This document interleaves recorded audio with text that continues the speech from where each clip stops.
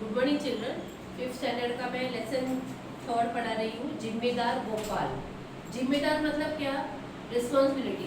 उसके ऊपर सब रिस्पॉन्सिबिलिटी रहती है, उसे हम जिम्मेदार कहते हैं। रविवार का दिन था। आज सुबह से ही तेज वर्षा हो रही थी। आर्यन और नेहा उदास बैठे थे। आज उन्हें पिताजी के साथ घूमने जाना था। वर्षा के कारण नहीं जा पाएंगे, यही सोचकर उनके चेहरे लटक गए थे। नेहा और आर्यन दोनों अपने पिताजी के साथ में, अपने पापा के साथ में उनको घूमने को जाने का था। किस दिन? संडे के दिन। संडे के दिन उनको छुट्टी रहती है, उन्हें घूमने जाना था।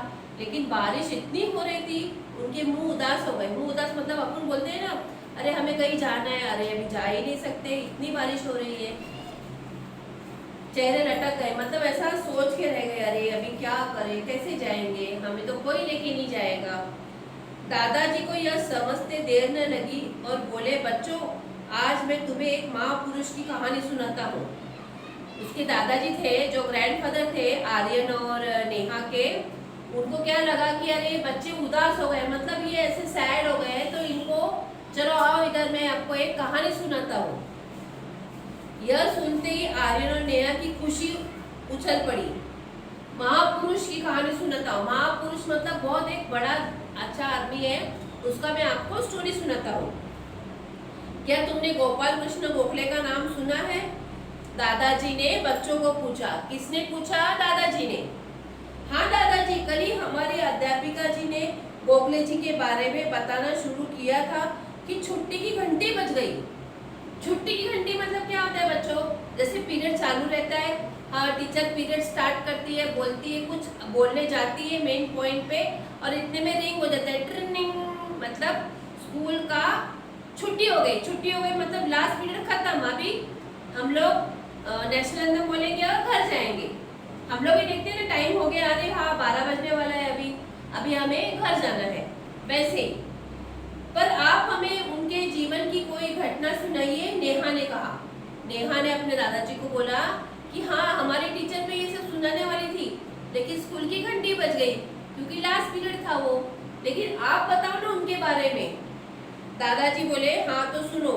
गोखले जी का जन्म 9 मई 1866 को महाराष्ट्र के रत्नागिरी जिले में एक छोटे से गांव में हुआ था। 9 मई 1866। हिंदी में हमें जब भी बोलना है तो हमें 1866 ही बोलेंगे। समझ में आया? वो कहाँ पे पैदा हुए थे? महाराष्ट्र के रत्नागिरी जिले में एक छोटे से गांव में वो पैदा हुए थे। वो हर प्राणी के प्रेम करते थे। हर प्राणी मतलब हर जानवर से वो प्रेम करते थे। उन्होंने देश की स्वतंत्रता करने के लिए पूरा योगदान दिया। देश की स्वतंत्रता जब भी हो रही थी तो उन्होंने बहुत सारे छोटे छोटे ऐसे काम किए थे, अपना पूरा योगदान दिया, मतलब पूरा उनको सहयोग दिया सब चीज में। बचपन से ही गोखले में स्वाभिमान, ईमानदारी, जिम्मेदारी की भावना कूट कूट कर भरी थी। अभी ये क्वेश्चन में बनाऊंगी, अगर समझो फिफ्थ स्टैंडर्ड को, कि गोखले में क्या कूट कूट कर भरी थी, तो आप लिख सकते हैं गोखले में स्वाभिमान, ईमानदारी और जिम्मेदारी की भावना कूट कूट कर भरी पड़ी थी। वे छोटे बड़े सबके साथ समानता का व्यवहार रखते थे और नियमों के पाबंद थे। नियम के मतलब वो हर आदमी फिर टाइम टू टाइम रहता है, इतने बजे उठना है, इतने बजे ये काम करना है, इतने बजे ऐसे करना है। उसे नियमबद्ध मतलब उसको रेगुलरली टाइम टू टाइम रहता है। जैसे आप संडे है, सो आराम से, आज तो संडे है, नहीं, जो ऐसे जो कंटिन्यू वाले टाइम वाले रहते हैं वो टाइम टू टाइम ही अपना सब काम करते हैं। एक बार जब गोपाल छोटे थे तो उनके विद्यालय में एक समारोह था। समारोह के मुख्य अतिथि थे महादेव गोविंद रानाड़े। एक दिन गोपाल जो थे वो, उनको गोखले जी को गोपाल कहते थे। गोपाल थे, वो छोटे थे, तो उनके विद्यालय मतलब उनके स्कूल में कोई फंक्शन था। वो फंक्शन में चीफ गेस्ट, मेन मुख्य अतिथि कौन था? महादेव गोविंद रानाड़े। कार्यक्रम के अनुसार समारोह में भाग लेने के लिए सभी अतिथियों को निमंत्रण पत्र भेजे गए।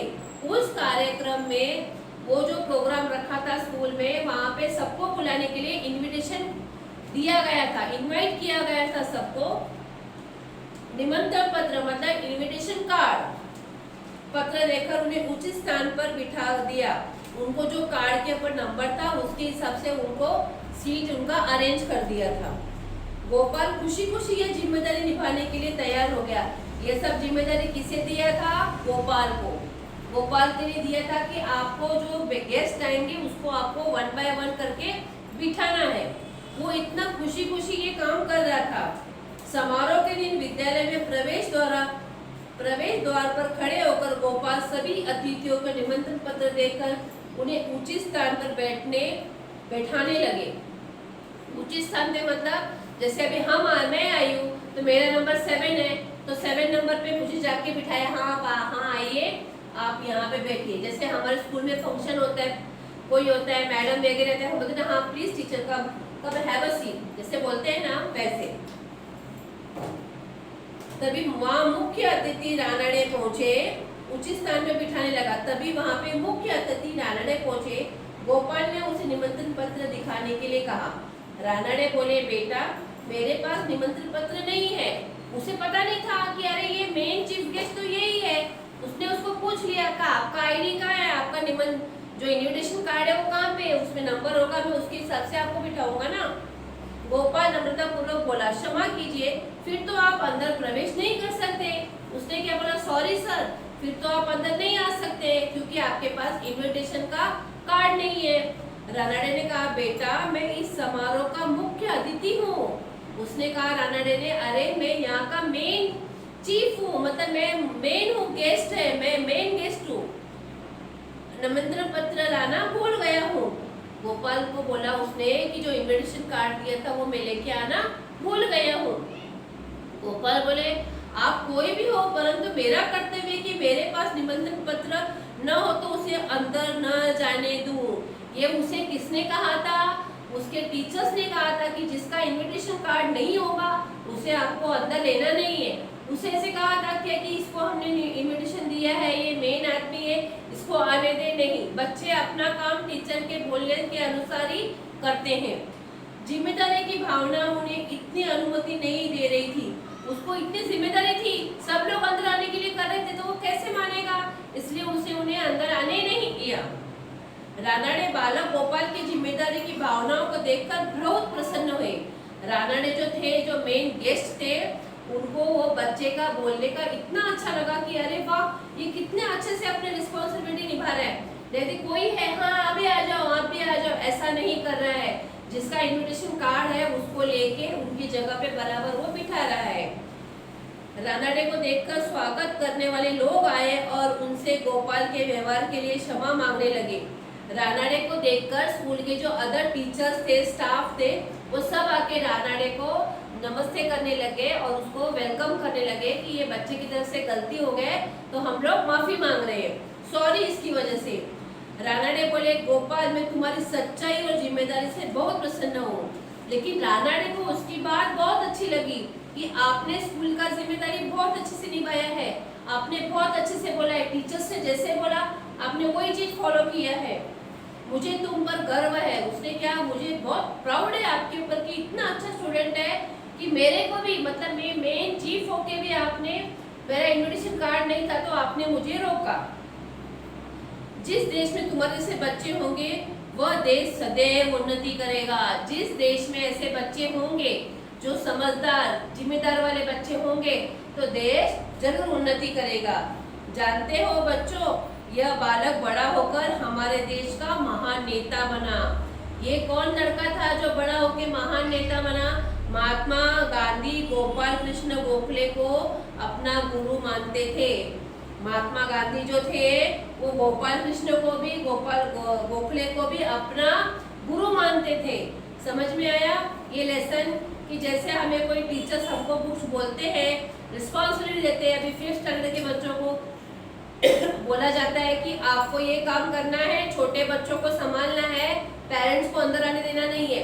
तो उस बच्चे का रहता है कि हमें पेरेंट्स को अंदर आने भी नहीं देना है और अपना जिम्मेदारी भी निभानी है। उसके हिसाब से ये गोपाल ने काम किया।